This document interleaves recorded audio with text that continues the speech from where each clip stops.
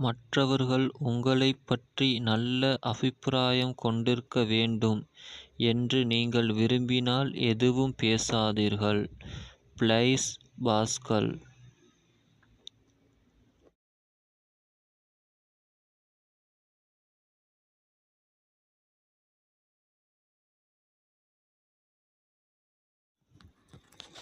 என் உதடுகளுக்கு என் பிரச்சினை தெரியாது, அவைகள் எப்போதும் புன்னகைக்கின்றன.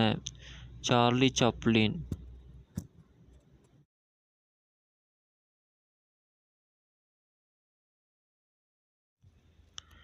எனது அடுத்த வேளை உணவு எங்கிருந்து வரும் என்று கூட தெரியாத பல நாட்கள் இருந்தன.